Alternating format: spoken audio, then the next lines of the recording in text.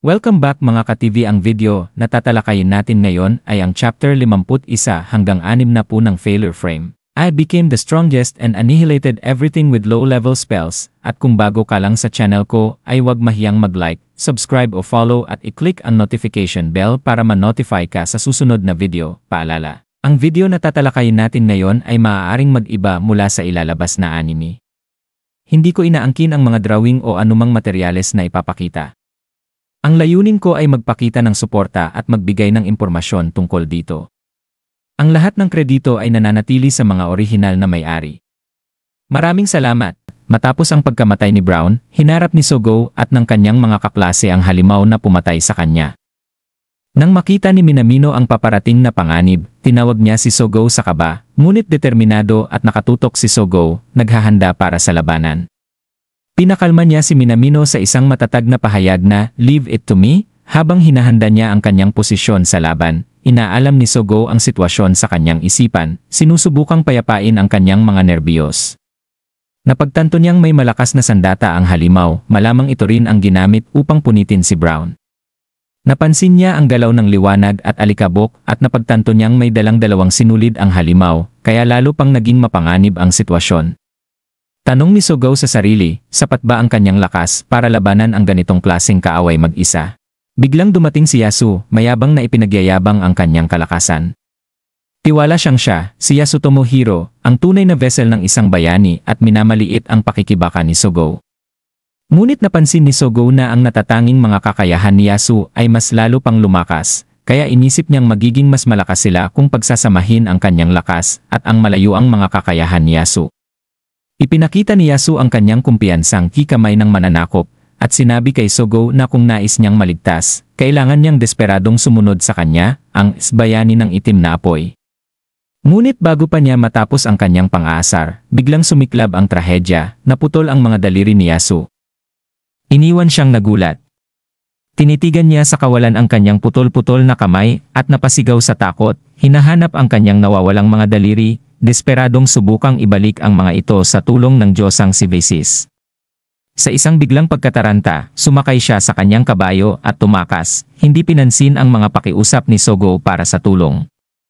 Ang kanyang tanging layunin ay mabuhay, iniwan hindi lamang si Sogo kundi pati ang kanyang mga kasama sa grupo. Iniwan sa kaguluhan ang grupo ni Yasu, tinatawag siya ng walang magawa, humihingi ng gabay. Agad silang nalugmok sa takot at kawalang paniwala. Ang ilan ay sumigaw, ninanais na panaginip lang ito at nagmamakaawang mailigtas sa bangungot na kinahaharap nila. Nang makita ni Sogo ang kanilang takot, agad siyang kumilos at pinangunahan ang sitwasyon. Matibay niyang ipinaalala sa kanila ang mga taktikang itinuro ni Ben Wolf, hinihikayat silang bumuo ng isang proteksyon na bilog upang madagdagan ang kanilang tsansa na mabuhay. Ipinaliwanag niya na ang mga manggagamot ay dapat ilagay sa gitna, pinalilibutan ng mga may kakayahang sumuporta, habang ang mga manlalaban at tagapagtanggol ay bumuo ng panlabas na singsing upang protektahan ang grupo. Ang mga sugatan ay dapat dalhin sa gitna kung saan sila maaaring gamutin. Tinawag niya si Suo upang tumulong sa pag-aayos ng grupo at mabilis namang sumang-ayon si Suo. Tiniyak ni Sogo sa lahat na poprotektahan niya sila kahit anong mangyari. Habang muling bumubuo at nagpapalakas ang grupo sa patuloy na labanan, ipinaliwanag ni Suo na sa bawat antas na nakukuha nila, tumataas din ang kanilang mga estatistika, kaya nagiging mas epektibo sila sa pakikipaglaban. Sinamantala ni Sogo ang pagkakataong ito upang hikayatin ang grupo, sinasabing gamitin nila ang mga hamon sa larangan ng digmaan upang maging mas malakas. Pinaunahan niya sila patungo sa hilagang tarangkahan, binalaan na kung hindi sila patuloy nakikilos, sila'y tuluyang mapapaligiran ng kalaban. Ang kanilang layunin ay makarating sa kampo sa labas ng hilagang tarangkahan, kung saan maaari silang muling magtipon at palakasin ang kanilang depensa. Ngunit isang bagong banta ang humarang sa kanilang daraanan, isang pangkat ng mga halimaw na oni, na nagpapalabas ng malakas na enerhiya at galit. Muling sumigaw si Minamino kay Sogo, ngunit hindi siya natitinag, handang harapin ang bagong kalaban. Sa kanyang pakikipaglaban sa mga oni, mabilis niyang napansin na mas malakas at mas mabilis sila kaysa sa kanyang inaasahan. Sa kabila ng kanyang pinakamahusay na pagsisikap, nahihirapan siyang makasabay sa kanilang bilis at natatakot na hindi niya kayang protektahan ang lahat. Bumibigat ang kanyang loob habang iniisip kung magiging iba ang lahat kung may sarili siyang natatanging kakayahan. Nagtanong siya sa kanyang sarili tungkol sa kanyang lakas at nag-alala sa kanyang kawalan ng kakayahan na ipagtanggol ang kanyang mga kaibigan. Sa gitna ng kaguluhang ito, isang alaala ng kanyang lola ang sumagi sa kanyang isipan. Isang beses na ipinaliwanag ng kanyang lola ang sinaunang sining ng pakikipaglaban na tinatawag na Kiso style, isang ipinagbabawal na teknik na orihinal na binuo upang labanan ang mga oni. Ang susi sa teknik, ayon sa kanyang lola, ay ang itulak ang katawan ng tao sa mga hangganan nito. Sa pamamagitan ng pag-iisip ng isang malakas na sinulid o enerhiya na tumatakbo sa buong katawan, maaari itong manipulahin upang kumilos sa mga hindi pangkaraniwang paraan, halos parang isang manika na ginagalaw ng mga sinulid. Ang paraang ito, na tinatawag na Kyokugen, ay nagpapahintulot sa mga mandirigma na lumaban na parang sila mismo ay mga halimaw. May kakayahang gumalaw na higit pa sa kayang gawin ng ordinaryong tao. Sa pag-alalang ito, napagdesisyonan ni Sogo na yakapin ang Kiso style. Itinuon niya ang kanyang isip sa imahe ng isang sinulid na nagsisimula sa kanyang paa, at hinatak ito hanggang sa pinakamalayo, itinutulak ang kanyang katawan sa mga hangganan nito. Sa isang mabilis at mapagpasyang galaw, pinugutan niya ng ulo ang isang oni gamit ang isang hampas. Si Minamino at ang iba pang kaklase na nanonood sa gilid ay humanga sa hindi kapanipaniwalang bilis at lakas ni Sogo. Si Sogo, gayunpaman, naramdaman din ang matinding epekto nito sa kanyang katawan, ngunit alam niyang ang kanyang katayuan bilang isang bayani ang pumupuno sa mga kakulangan ng pisikal na katawan. Patuloy siyang lumalaban na may bagong lakas. Ginagamit ang Kiso style sa pinakamataas na antas. Gamit ang kanyang teknik na Kiso style cross drop, tuluyan niyang pinulbos ang mga oni isa-isa. Habang nag-aalab ang laban, ipinangako ni Sogo sa kanyang sarili na wala nang mamamatay pa. Sinabi niya sa mga ona na kung gusto nilang tumakas, maaari silang umalis, ngunit siya mismo ay magpapatuloy sa pakikipaglaban. Sa mga sandaling yon, hindi na niya tinitingnan ang sarili bilang isang ordinaryong tao. Tinanggap niya ang lakas ng isang oni, na parang siya na rin mismo ay isang halimaw. Sa gitna ng labanan, natutunan ni Sogo ang kanyang sariling natatanging kakayahan, ang Silver World, isang makapangyarihang bagong kakayahan na sumasalamin sa kanyang paglago at determinasyon. Sa bagong lakas na ito, ipinangako ni Sogo na poprotektahan ang kanyang mga kaibigan at pamumunuan sila patungo sa kaligtasan, hindi nagpapadala sa takot o kahinaan. At dito nagtatapos ang ating buod ng Kabanata 51 ng Failure Frame. Matapos ang isang matinding laban sa mga oni, biglang natuklasan ni Sogo Ayaka ang kanyang natatanging kakayahan, ang Silver World. Bagaman nalilito at nagtataka kung paano ito gamitin, pinilit niyang alamin ang kakayahan nito. Ang kapangyarihan ay nagpakita bilang isang pilak na bola, at habang sinusubukan niya ito, napagtanto niya na nagagawa niyang lumikha ng kahit anong sandata ayon sa kanyang kagustuhan.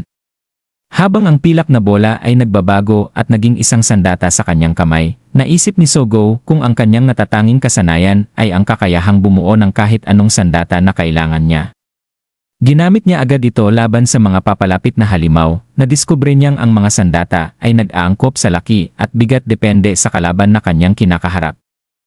Bagaman malalaki ang mga sandata, nananatili itong magaan ngunit makapangyarihan na nagbigay daan sa kanya upang mabilis na mapatay ang mga pinakamalalaking kalaban. Napansin din niyang pagkatapos ng bawat laban, ang sandata ay bumabalik sa orihinal na laki nito, tila umaangkop sa bawat laban. Habang nakikipaglaban, naalala ni Sogo ang mga aral ng kanyang lola tungkol sa Kiso style, isang sining ng pakikipaglaban na nilikha para sa aktwal na labanan sa larangan. Itinuro ng kanyang lola na ang pagmaster sa estilong ito ay nangangahulugang kakayahang gumamit ng anumang sandata na mahahanap sa larangan, maging ito man ay sibat, espada, o kahit mga simpleng kagamitan tulad ng mga sibat na kawayan at karit. Ang alaalang ito ay tumulong kay Sogo na mapagtanto na ang kanyang kakayahang Silver World ay perpektong akma sa kanyang pagsasanay, nagbibigay daan sa kanya na lumikha ng anumang sandata na kinakailangan sa laban. Lalong tumapang si Sogo sa kanyang pag-atake sa mga halimaw. Patuloy na naglilikha at gumagamit ng iba't ibang sandata upang talunin sila. Pagkatapos ng laban, nagtungo sina Sogo, Minamino at iba pang kaklase patungo sa hilagang tarangkahan, umaasang makasama sa patuloy na laban. Sa kanilang paglalakbay, nakasalubong nila si Murota, na tila lubhang takot at hindi mapakali. Ibinahagi ni Murota ang nakapanlulumong balita na si Ikumi, isa sa kanilang mga kaklase, ay napatay ng isang halimaw. Kinain ng halimaw ang kalahati ng mukha ni Ikumi habang siya'y humihingi ng tulong nang siya ay napadaan. Inamin ni Murota na sa kanyang takot, iniwan niya si Ikumi at tumakbo palayo, sinasakal ng konsensya dahil hindi niya ito nailigtas. Labis na nabigla si Sogo sa balita. Ngunit bago niya ito maisip ng mabuti, ipinaliwanag ni Murota na iningatan sila ni Agito at ginabayan sila patungo sa ligtas na lugar bago harapin ang isang halimaw na tinatawag na Limb Monster. Hindi alam ni Murota kung buhay pa si Agito, na nagdagdag sa tensyon at takot na nararamdaman ng grupo. Sa kabila ng lumalalang kalagayan, tumanggi si Sogo na sumuko. Pinangangalaga ang muli niyang tipunin ang kanyang mga kaklase, hinihimok silang sumama sa laban sa hilagang tarangkahan, kung saan patuloy na lumalaban ang mga hukbo mula sa iba't ibang bansa.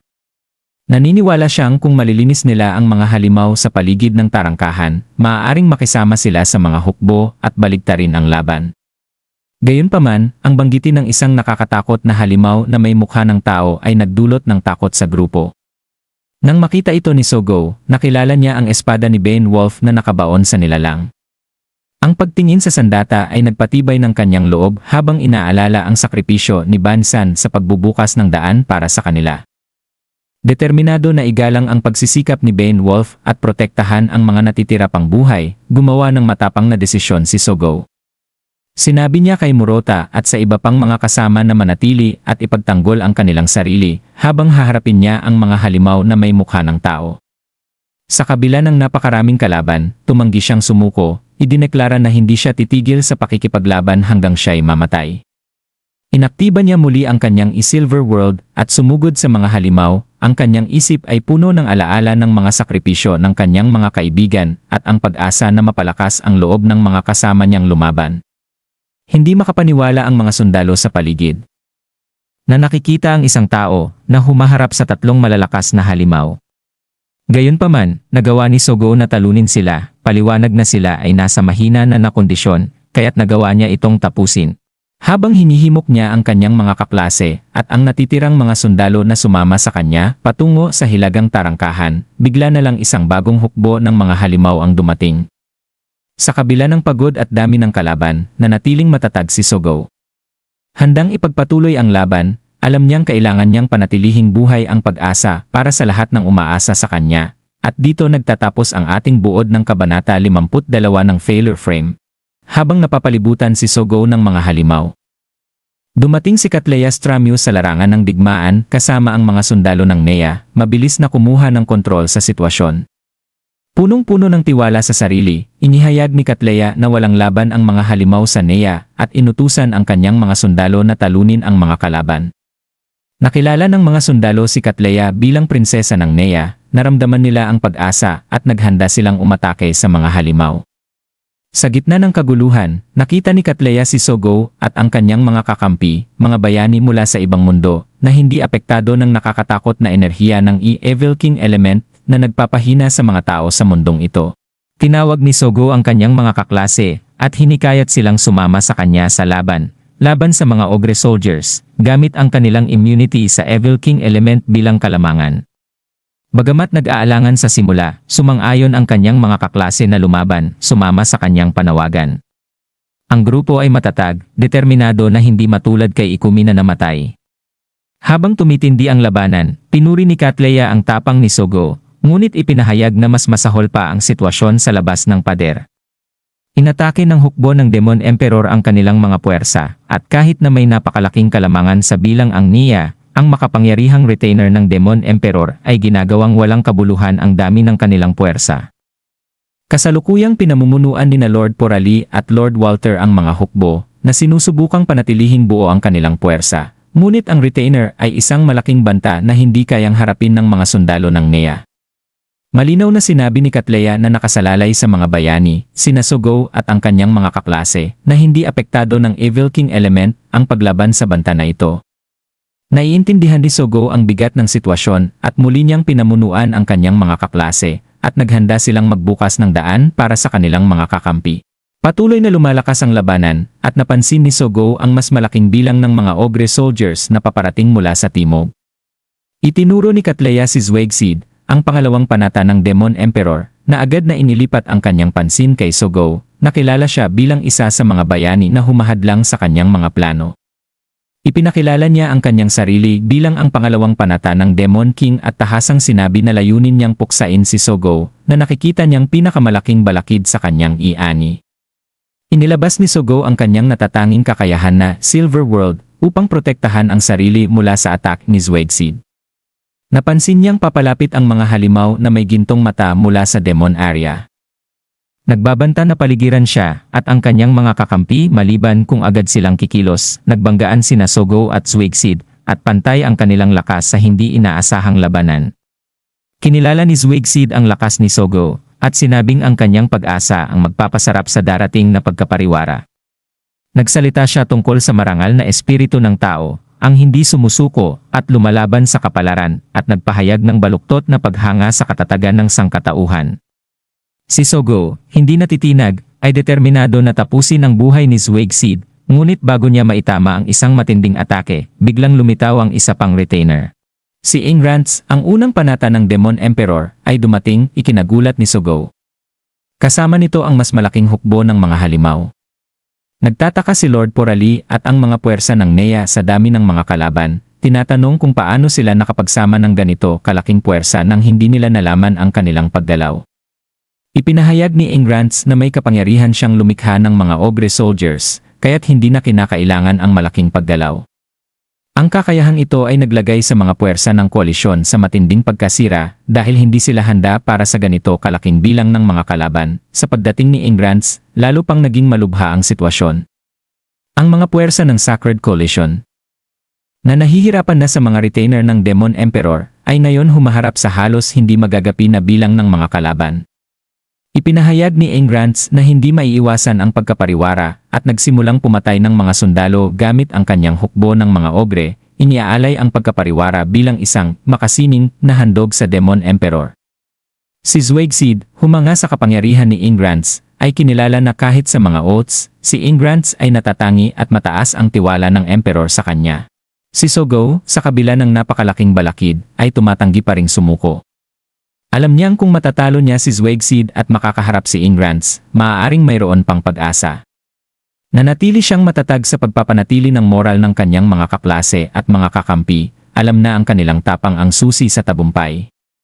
Habang siya ay lumalaban, bigla niyang narinig ang tunog ng mga gulong ng karwahe na papalapit mula sa malayo. Tinutuya ni Ingrance si Sogo, ipinaalala sa kanya ang pag-atake ng mga halimaw kaninang umaga, na isinagawa ng mga ogre soldiers gamit ang Demon Device.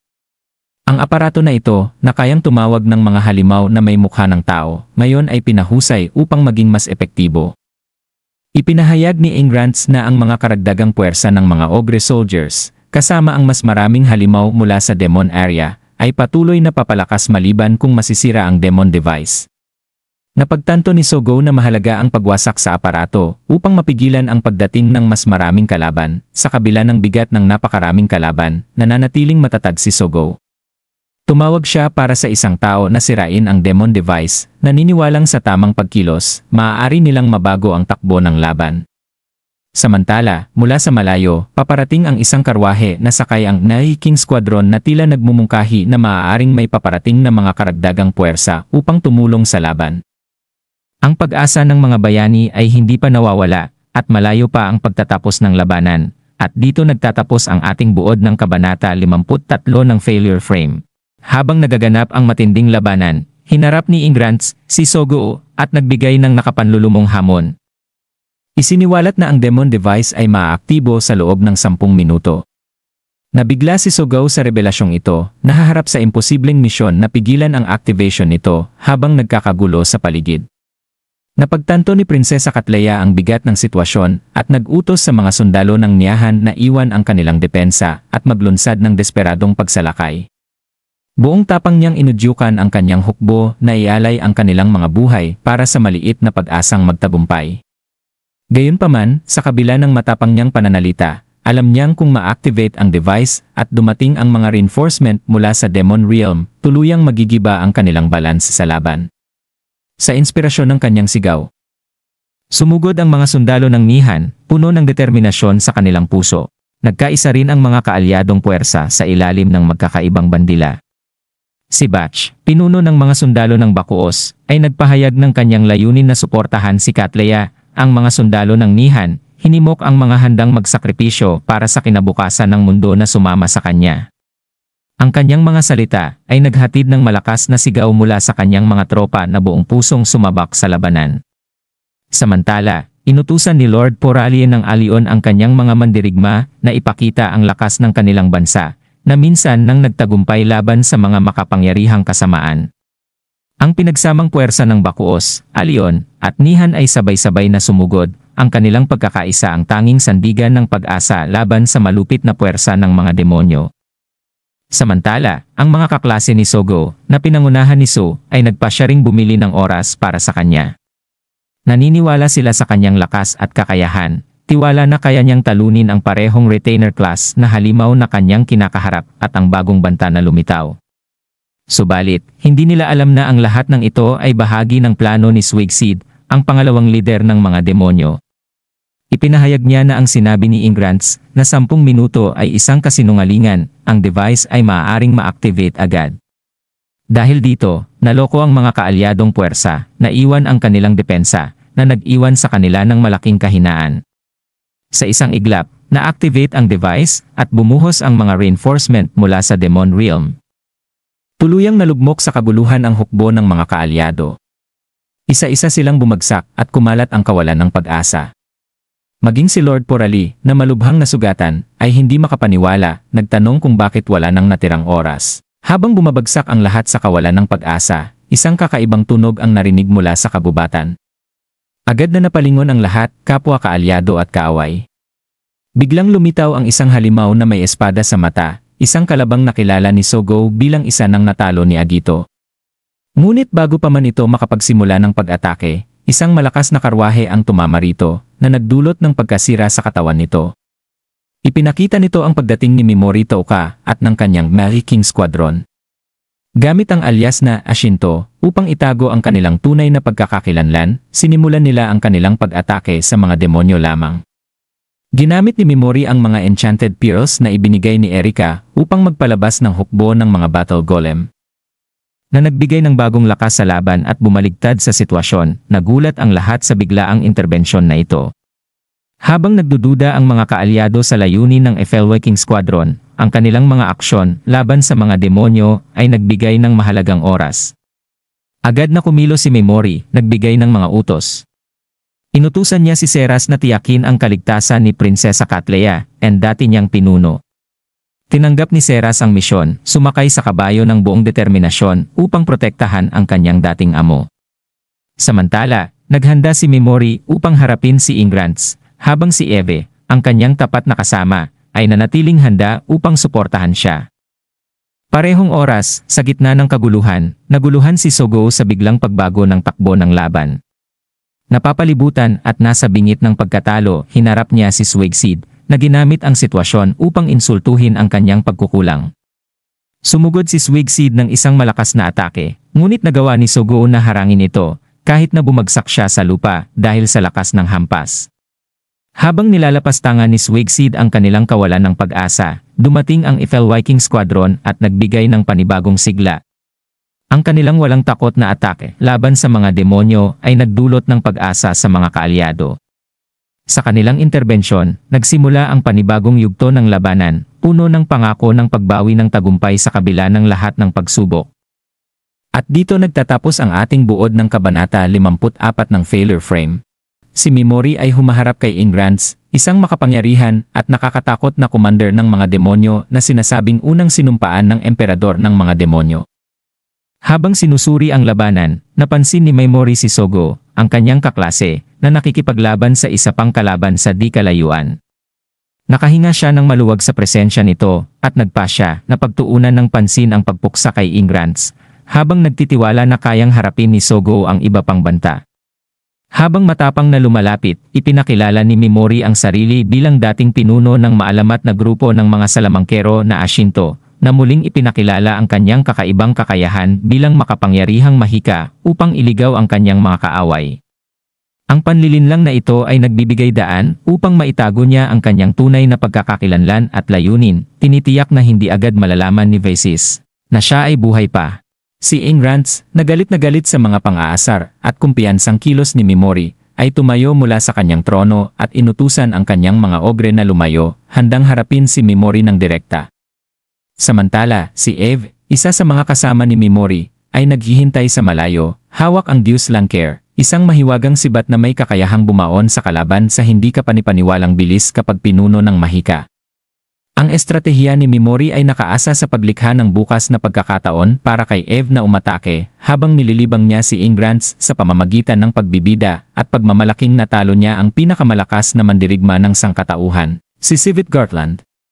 Ang mga mapang-asar na salita ni Mimori ay lubos na nagpagalit kay Ingrance, na nakatuon ang buong pansin sa laban, at iniwang bukas ang pagkakataon para kay Eve na umatake. Ngunit, nang ihagis ni Eve ang sibat, nahuli ito ni Ingrance ng walang kahirap-hirap. Ibinunyag na ang kanyang galit ay isang palabas lamang upang maakit si Mimori sa saklaw ng kanyang masamang elemento.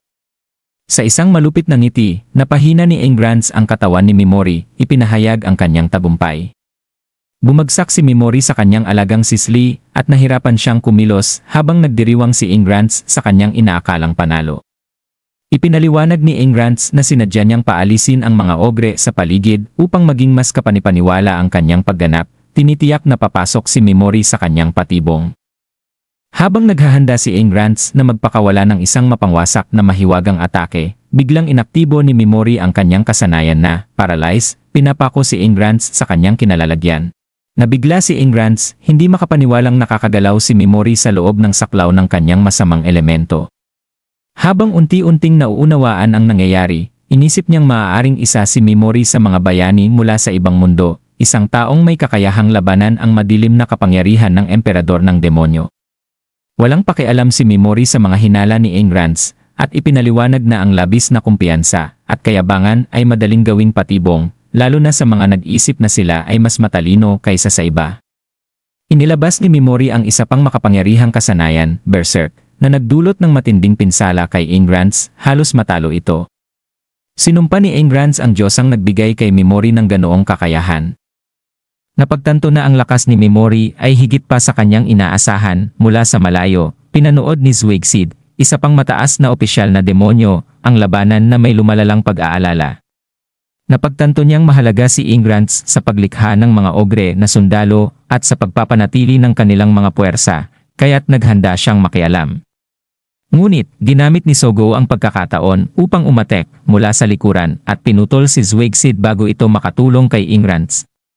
Ang pagkakamali ni Zwigsid ay ang pag-aakalang hindi siya mapapansin ni Sogo, kaya't iniwan niya ang sarili niyang depensa sa gitna ng laban. Habang natatapos ang laban, si Mimori ay sinisigurong si Ingrance na hindi na ito makakatawag ng tulong o maipapaalam sa iba ang kanyang tunay na kakayahan. Sa pagkatalo ni Ingrance, malaki ang nadagdag sa kapangyarihan ni Mimori, mula antas 2,112 ay umangat siya sa antas 2,500. Ang tagumpay na ito ay hindi lamang nagpahina sa puwersa ng hukbo ng mga demonyo, kundi lalo pang nagpapatibay sa reputasyon ni Mimori bilang isang puwersang dapat katakutan sa nagpapatuloy na digmaan, at dito nagtatapos ang chapter 55 ng Failure Frame, habang papalapit na sa wakas ang matinding labanan. Ang pagkamatay ni Zwigsid at Ingrance, na mga makapangyarihang tagapagsilbi, ay nagdulot ng malaking epekto. Ang kanilang pagbagsak ay labis na nakaapekto sa hukbong demonyo na mahina at hindi na makalaban. Sa patuloy na pag-atake ng puwersa ng tao, nagsimulang gumuho ang hukbo ng mga demonyo na nagresulta sa isang napakalaking tagumpay para sa tao. Ang mga sundalo ay nagdiwang at nagbunyi sa kanilang mahirap na napagtagumpayan. Si Mimori, ang pinuno ng mahiwagang Efelwaking Squadron, ay nilapitan ni Sogo na naghatid ng kahilingan mula kay Prinsesa Catleya ng hukbong Nea upang makipagkita sa kanya sa kanilang baraks. Pumayag si Mimori sa paanyaya. Sa baraks, mainit na tinanggap ni Prinsesa Catleya si Mimori. Si Seras, isa sa mga pinagkakatiwalaang kasama ni Mimori, ay nalaman ang kanyang tunay na pagkakakilanlan, ngunit tiniyak ni Mimori na ang kanyang nakaraan at mga katapatan ay hindi problema. Inamin din ni Seras na limitado lamang ang ibinahagi niyang impormasyon tungkol kay Mimori, at tinutukan ito kung paano siya iniligtas mula sa mga Black Dragon Knights. Sa ilalim ng alias na Belzedia, ipinakilala ni Mimori ang sarili bilang pinuno ng Viking Squadron at ipinaliwanag ang pinagmulan ng kanilang grupo. Inilahad niya na ang kanilang fraksyon ay humiwalay mula sa mas malaking grupo ng Ashinto na nagnanais ng kasikatan. At pinili nilang manatiling nasa anino. Sinabi rin ni Mimori na iniwan na nila ang pangalang Ashinto at sumali sa labanang ito ayon sa hiling ni Seras upang makatulong kay Katleya at sa kanyang hukbo. Ipinahayag ni Prinsesa Katleya ang kanyang taos-pusong pasasalamat sa Viking Squadron sa pagliligtas sa kanyang hukbo mula sa tiyak na pagkawasak. Kinikilala niya ang kanilang pambihirang lakas, kabilang ang kahusayan ni Mimori bilang isang estratehista at ang galing ng kanyang mga mandirigma.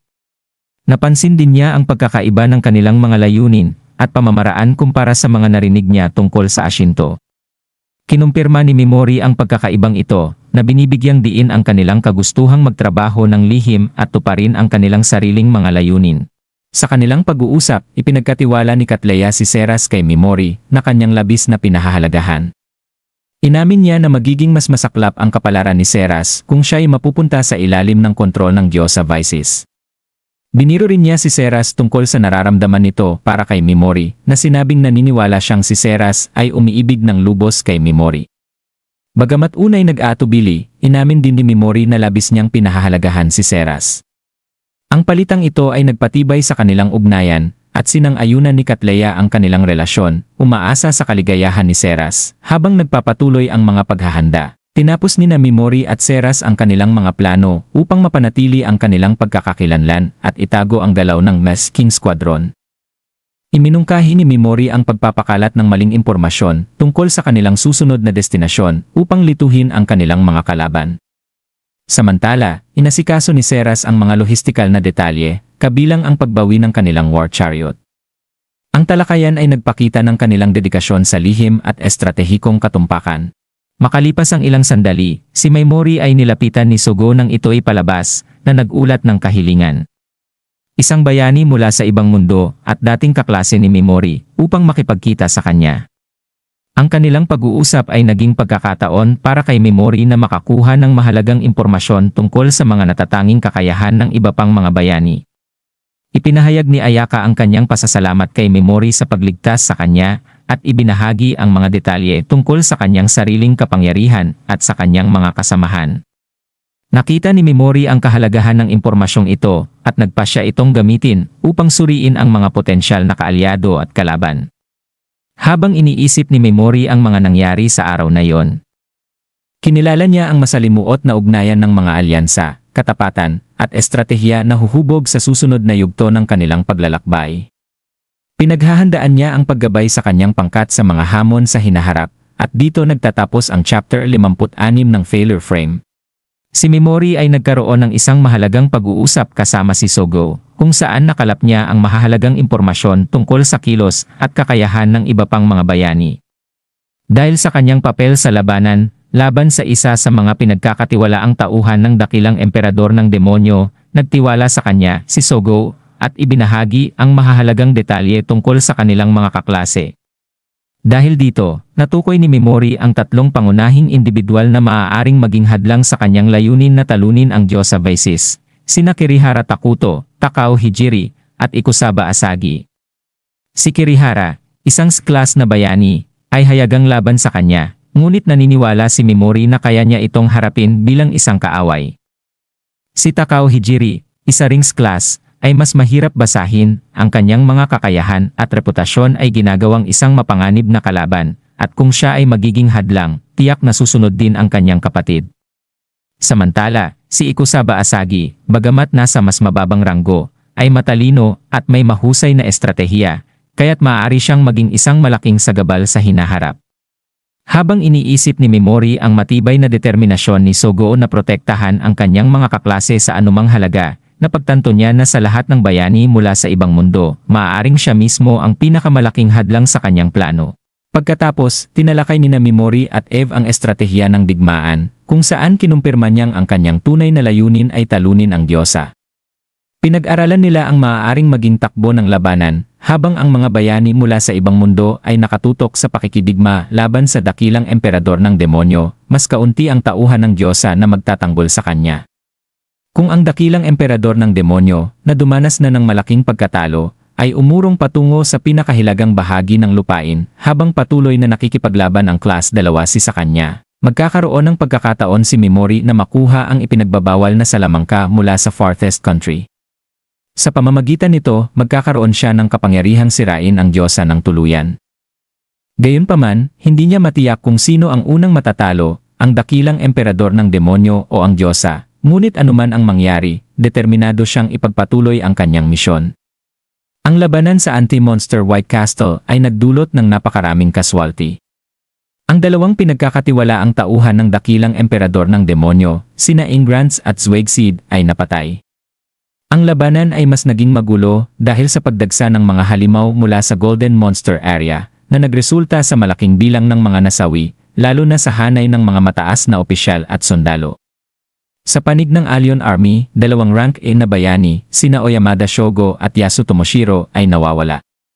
Sa 4 na iginagalang na santo, si Agito Anguon ay nawawala, si Ebis Anguon ay patay, at ang magkapatid na Brown at White Anguon ay kapwa namatay din. Ang pinuno ng anti-monster White Castle, si Gila Hit, ay pumanaw na rin.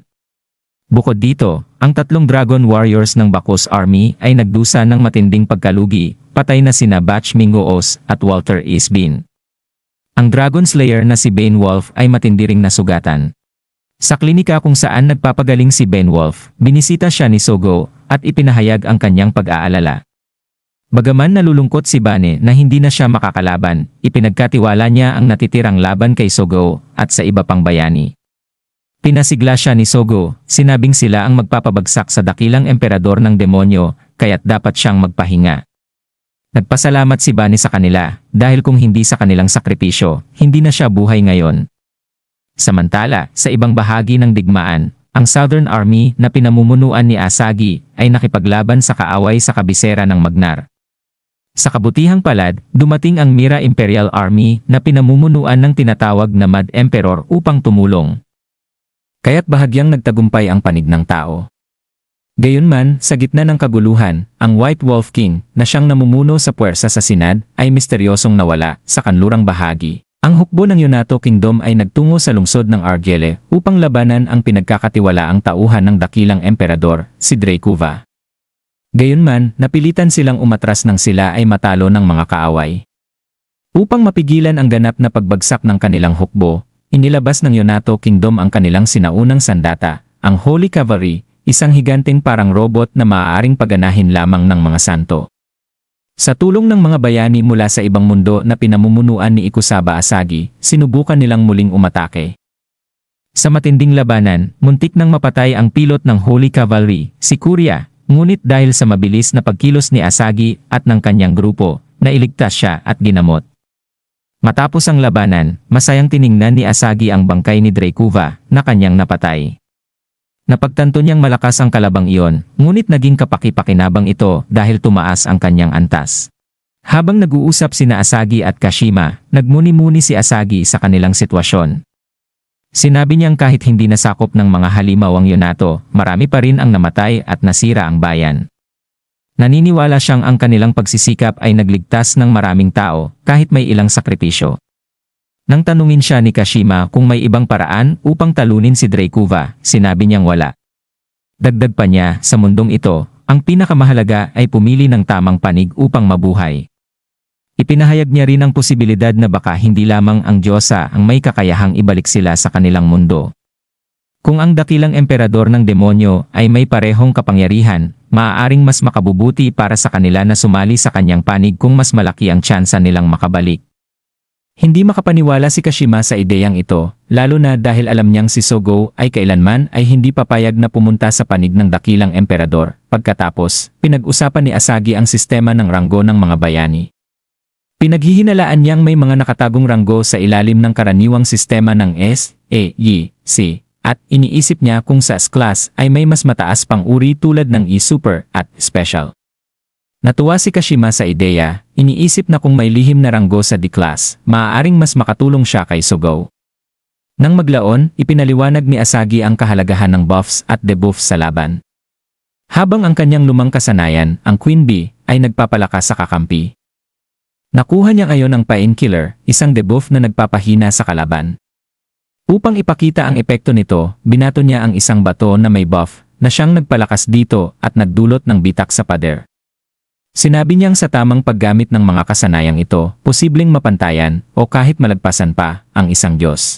At dito nagtatapos ang chapter 57 ng Failure Frame. Matapos matiyak na ayos na ang lahat, naghanda na sina Mimori at ang kanyang grupo para lisanin ang pinaglaban nila ni Prinsesa Catleya. Habang nagpapaalam, sinabi ni Mimori na mukhang nagawa na ni Seras ang maayos na pamamaalam sa prinsesa, na labis namang ipinagpasalamat ng dalawang babae. Sinabi ni Prinsesa Catleya na sila na ang bahala sa war chariot at sisiguraduhing matutupad ang mga hiling ni Mimori.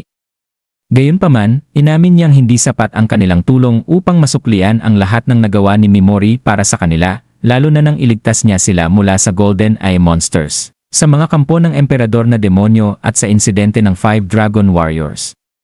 Sa isang saglit ng pagbubulay-bulay, ibinunyag niya na kung natuloy ang kanyang sapilitang kasal kay Sivit Gartland, maaaring nagdalang tao siya ng isang supling na may dugong malakas at may kakayahang pamunuan ang isang pangkat na lalaban sa pananakop ng Bakuos. Subalit, sinabi rin niya na hindi tulad niya, si Seras ay nagkaroon ng pagkakataong manatiling malinis dahil kay Mimori. Medyo nahiya si Seras sa komento, habang napansin naman ni Catleya ang misteryosong presensya ni Mimori na para bang may dalawang siya. Sa kabila ng seryosong pag-uusap, hinangaan ni Mimori ang matatag na kalooban ni Catleya, pinuri siya sa patuloy na pakikibaka para sa kanyang bayan sa kabila ng pagkawala ng kanyang kaharian. Ayon kay Mimori, ang ganitong uri ng katatagan ang tunay na nagbigay katwiran sa titulo niyang si Prinsesa. Matapos ang huling palitan ng mga salita, nagpaalam na ng lubusan si Seras kay Catleya bago biglang lumiwanag ang paligid, at sa isang iglap, nawala sina Mimori at ang kanyang grupo, papunta sa teritoryo ni Erika. Habang lumulutang sila sa langit, tahimik na pinanood sila ni Catleya hanggang sa tuluyan silang maglaho. Pagdating sa bagong lugar, sinalubong sila ng mga yabag ng paparating na tao. Agad itong nakilala ni Eve Speed, at ilang sandali pa, tumakbo si Liz patungo sa kanila, tinatawag na ate si Eve bago mahigpit siyang yakap. Ginantihan ni Eve ang yakap at nagpasalamat na ligtas si Liz. Gayon din, ipinahayag ni Liz ang kanyang kasiyahan na makita sina Mimori, Seras, at ang kanilang mga alagang halimaw, si Slichan at si Pigimaru na nakabalik ng walang pinsala. Nag-ingay rin ang dalawang hayop na tila nagpapatunay ng kanilang kasayahan sa muling pagkikita. Pinuri ni Liz ang kanilang pagsisikap sa laban, nagpapakita ng kanyang taos-pusong pasasalamat sa kanilang katapangan. Samantala, napansin ni Eve ang kasuotan ni Liz, isang maid outfit, at pabirong sinabi na bagay ito sa kanya. Walang gaanong emosyon, ipinaliwanag ni Mimori na si Erika ang pumili nito bago siya nagtanong kung nasaan ang babae. Nag-alinlangan si Liz bago sila dinala sa loob ng bahay, kung saan nila nadatnan si Erika na nakahiga sa kama, halatang pagod.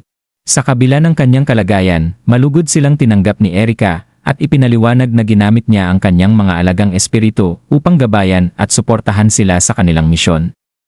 Ginamit pa niya ang kanyang boses upang makipag-ugnayan sa kanila, isang prosesong labis na nakakapagod. Napagtanto ni Seras at Eve na marahil kaya naging masyadong maayos ang kanilang paglalakbay patungo sa anti-monster White Castle ay dahil sa hindi nakikitang tulong ni Erika. Hindi napigilan ni Liz na pagsabihan si Erika dahil sa labis nitong pagpapagod, ipinapaliwanag na hinimatay pa ito sa pagod. Ngiti lamang ang isinagot ni Erika, sinabing ipinagkatiwala niya kay Liz ang pag-aalaga sa kanya sakaling mawalan siya ng malay. Pinuri niya si Liz sa pagiging maalalahanin at sinabing isa rin itong mahusay na kusinera. Medyo nahiya si Liz at inamin na dati siyang nagtatrabaho sa isang restaurant, kaya may alam siya sa pagluluto. Dahil sa kabutihang loob ni Erika, lumuhod si Seras sa harapan niya at buong puso siyang pinasalamatan. Sinabi niya na dahil kay Erika, muli siyang nakapaghawak ng espada at naglingkod sa prinsesa. Nangakong sa hinaharap ay susuklian niya ang kabutihang iyon. Pinasaya ni Erika ang kanyang mga salita, ngunit iminungkahi na magpahinga muna silang lahat matapos ang mahabang paglalakbay. Habang nagpapahinga ang iba, nanatili si Mimori upang makipag-usap ng sarilinan kay Erika. Diretsahan niyang binanggit na may mabigat silang hadlang sa kanilang misyon, ang pagtanggal kay Diosa Vices. Tinitigan niya si Erika at tinanong kung gaano nito kinasusuklaman ang Diyosa. Agad na nagbago ang ekspresyon ni Erika, na puno ng matinding galit. Sinabi niyang isinumpa siya ni Vesis na nagdeklara sa kanya bilang isang mapanganib na nilalang at isinulat ang kanyang pangalan sa listahan ng mga ipinagbabawal na mangkukulam. Dahil dito, napilitan siyang magtago ng mas maaga kaysa sa kanyang plano. Marami pa siyang gustong gawin at alam niyang hindi pa siya tapos sa kanyang laban. Nauunawaan ang sitwasyon, hiniling ni Mimori ang kanyang tulong sa pagkolekta ng impormasyon.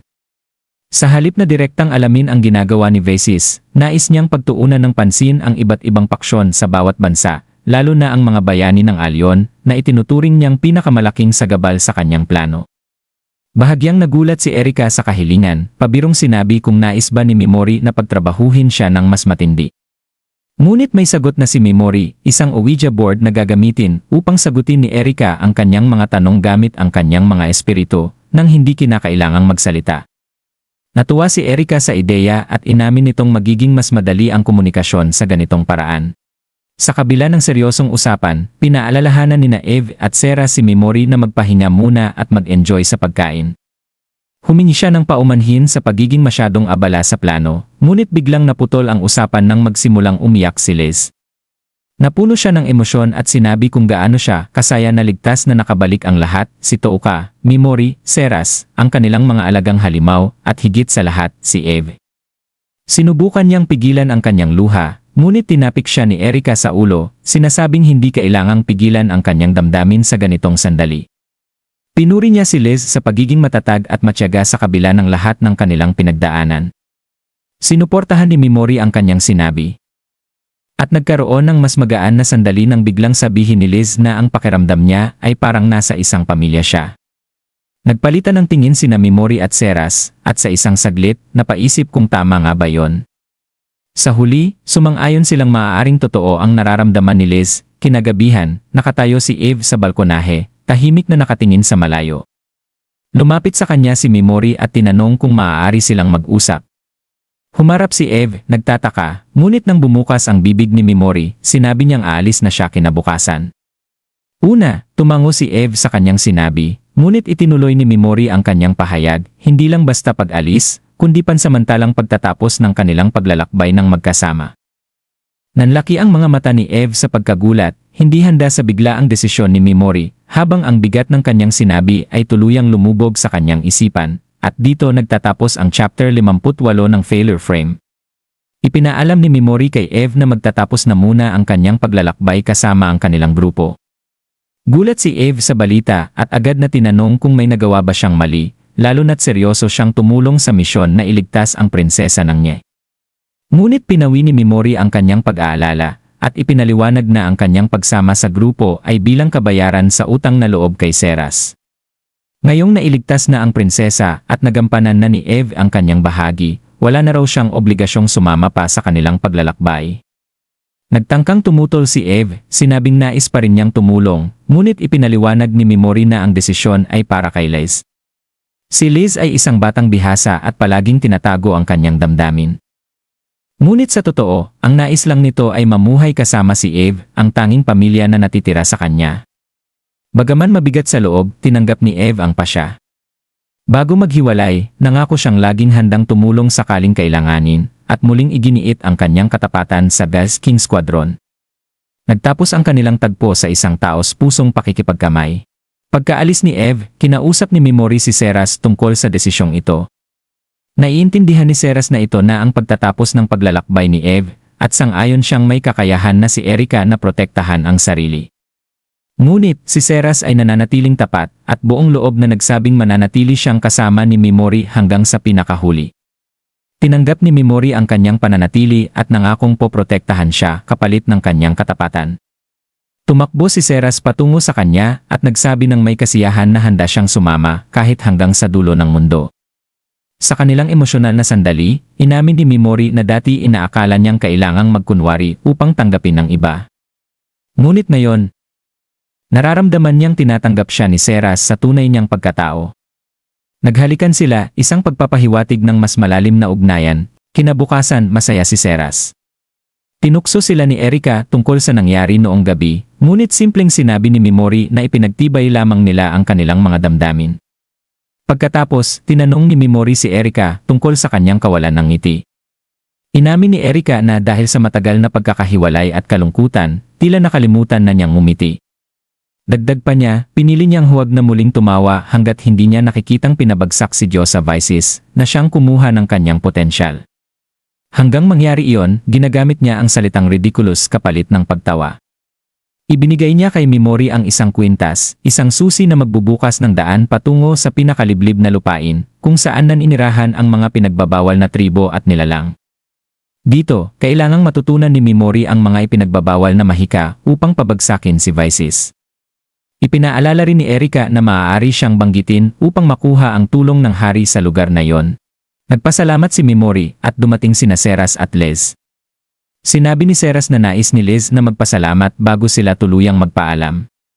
Tumugon si Mimori at sumama na kina Erika upang ipagpatuloy ang kanilang misyon. Samantala, sa kabilang bahagi ng mundo, abala ang Eastern Army sa matinding labanan laban sa mga nilikhang halimaw ng dakilang emperador ng demonyo. Sina Hijiri Takao, ang kanyang kapatid na si Itsuki, at si Kirihara ay nakikipaglaban sa rumaragasang hukbo ng kaaway. Habang lumalala ang sitwasyon, ginamit ni Hijiri ang isang malakas na kombinasyon ng mahika, apoy at blizzard na lumipol sa maraming kalaban.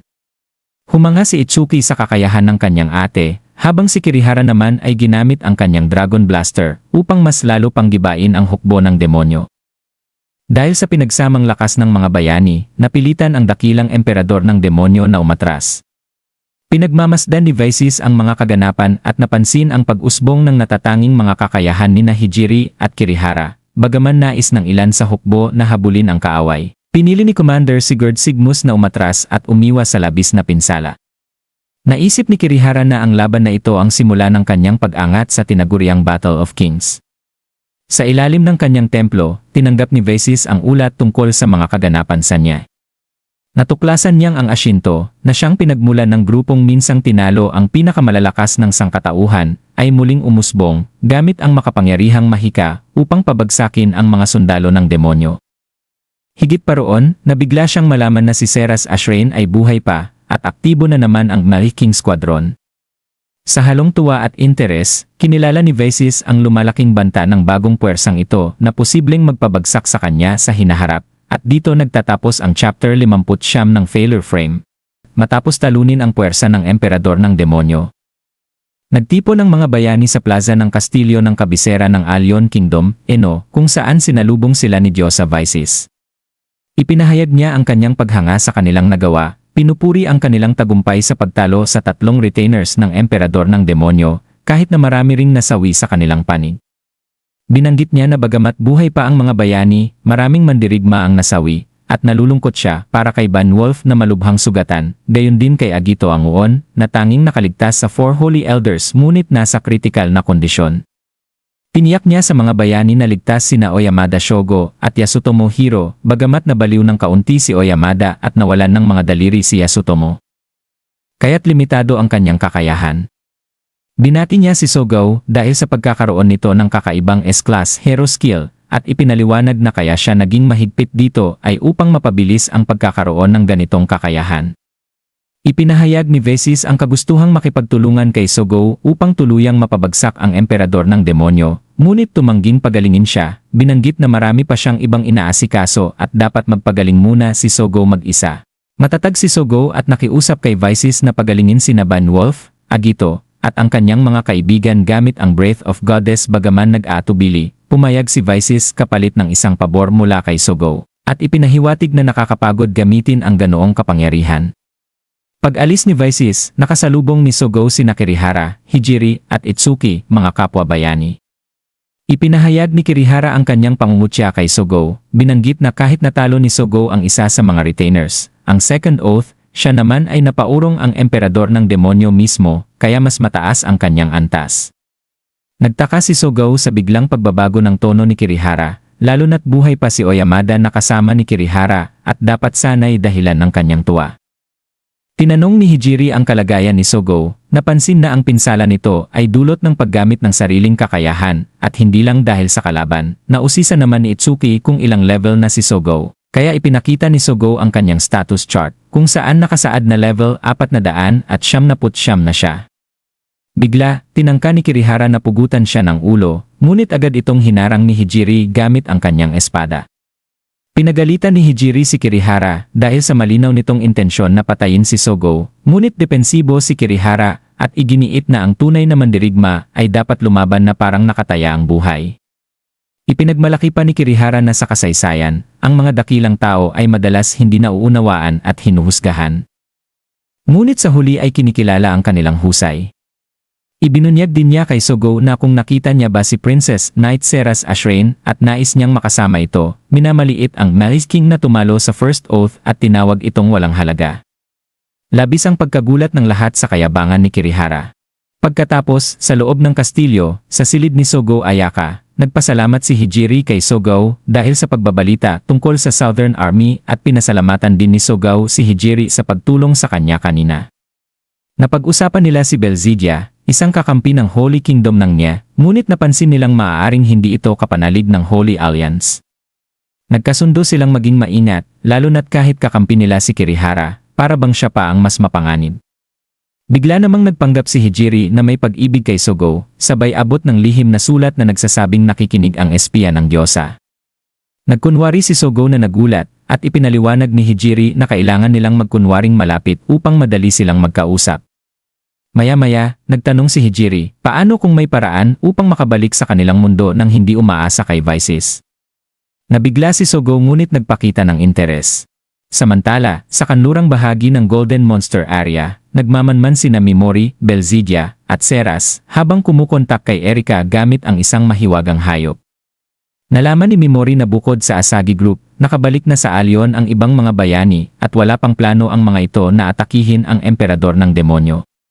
Napag-usapan nila ang lakas ni Sogo at ang estratehiya ni Vices na ipadala ang 3 S-class heroes sa pinakahuling labanan kapag handa na. Nabanggit ni Mimori na ligtas sina Eve at Liz, ngunit nababahala siya na parehong panig ay napinsala na ng labis, kaya't tumataas ang tensyon. Binanggit naman ni Seras na ang pinakamalalakas na natitirang puwersa ay nasa Urza, Mira, at Alyon. Habang naglalakbay sila sa gubat, nadaanan nila ang mga patay na halimaw na may mukhang tao. Lahat ay pinatay gamit ang espada na nagpapahiwatig ng isang grupong mataas ang kakayahan. Hininuha ni Mimori na may 8 katao na malalakas na marahil isa sa kanila ay sangkot sa pagpatay sa mga halimaw at marahil may mga bagong panganib na dadating. Biglang may tumalon mula sa mga palumpong at binanggit ang Sword of Courage na tila nagbabadya ng panibagong hamon para sa kanila sa mundong ito ng digmaan, at dito nagtatapos ang chapter 6 na po ng Failure Frame. Patuloy lamang sa pagsubaybay mga ka-TV hanggang sa susunod na kabanata. Paalam!